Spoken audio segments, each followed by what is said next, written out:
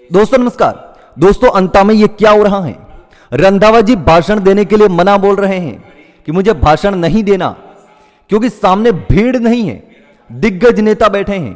गोविंद सिंह डोटासरा रंधावा जी को बोल रहे हैं कि भाषण दो। रंधावा जी बोल रहे हैं कि मेरा भाषण मान लो।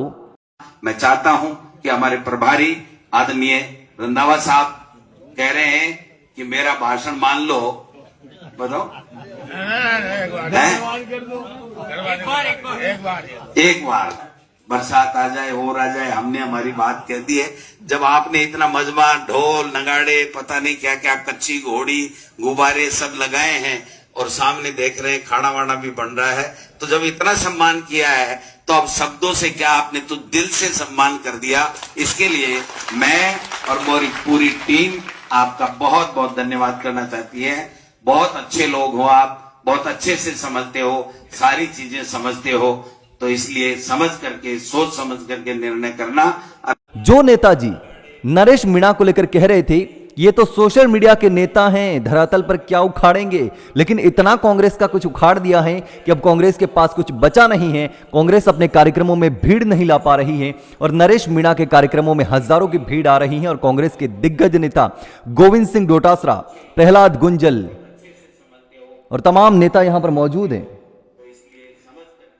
उम्मेदराम बेनीवाल, सारे नेता यहां पर बैठे हैं और इनकी स्थिति देखिए, क्या स्थिति हो रखी है कांग्रेस की। कांग्रेस की स्थिति करी किसने है?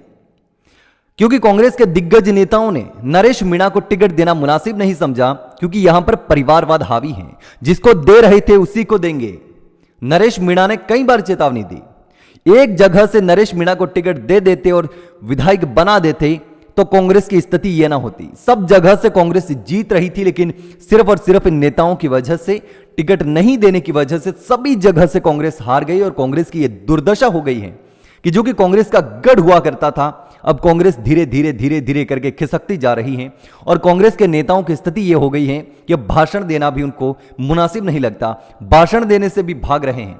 मतलब साफ है कि ये जो सामने भीड़ बैठी है, ये कुर्सियां लगा करके थोड़ी सी भीड़ दिखाने की कोशिश की है।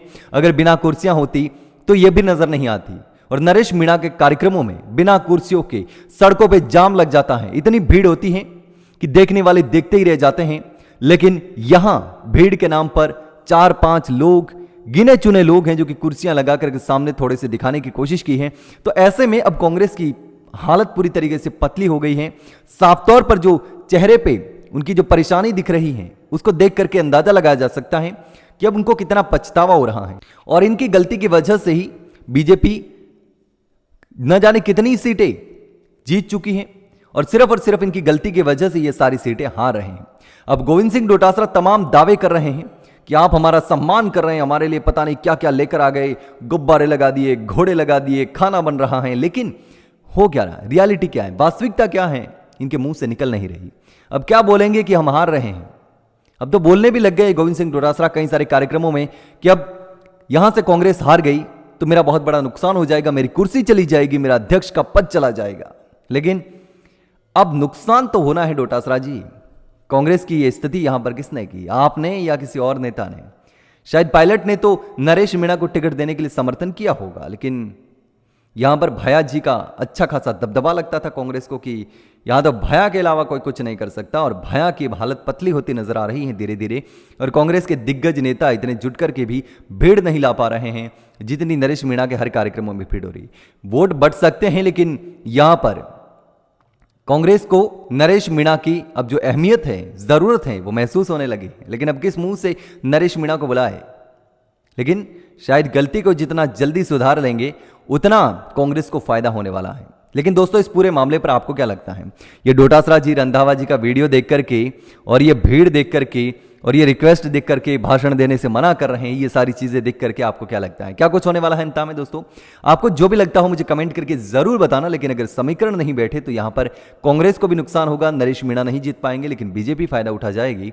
और सबसे बड़ा झटका तो कांग्रेस को ही लगेगा, लेकिन नरेश मीणा विधायक नहीं बन पाएंगे, क्योंकि नरेश मीणा लगातार कह रहे थे कि अगर मैं इस बार यहां से चुनाव नहीं जीता तो मेरी राजनीति जो है वो धीरे धीरे खत्म होना शुरू हो जाएगी।